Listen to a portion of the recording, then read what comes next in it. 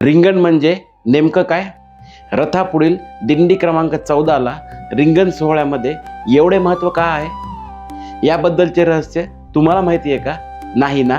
Don't वरी, गिरितेज आहे ना. वारीत लाखो वारकरी असतात, पण रिंगण सुरू होतात सगळ्यांच्या नजरा एका गोष्टीवर खिळतात. पण याआधी एक प्रश्न, रिंगण म्हणजे नेमकं काय?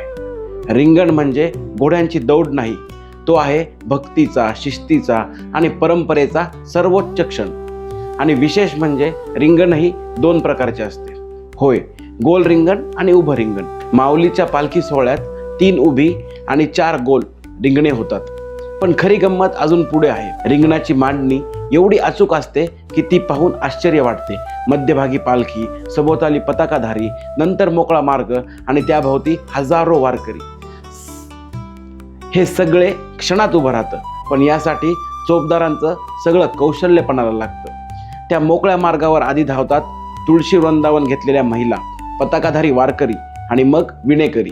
पण अजूनही मुख्य आकर्षण आलेलं नसतं. चोपदारांचा आदेश होताच एक विशिष्ट दिंडी पुढे येते.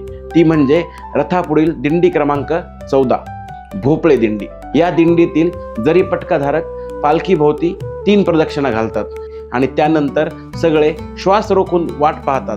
आता मैदानात उतरतात माऊलींचे अश्व. एका अश्वावर जरी पटका घेतलेला स्वार असतो आणि दुसरा अश्व रिकामा. का माहितीये?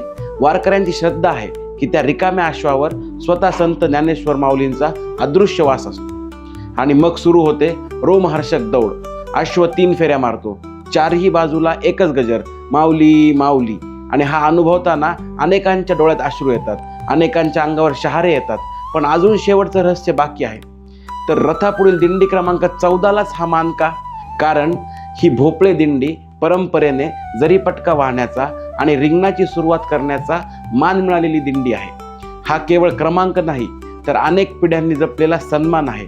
म्हणून पुढच्या वेळी रिंगण पाहाल तर फक्त घोड्यांची दौड पाहू नका, त्यामागची परंपरा, शिस्त आणि भक्ती अनुभवण्याचा प्रयत्न करा. आणि अशाच माहितीपूर्ण व्हिडिओ बघण्यासाठी आमच्या व्हिडिओला लाईक, शेअर आणि चॅनलला सबस्क्राईब करायला अजिबात विसरू नका.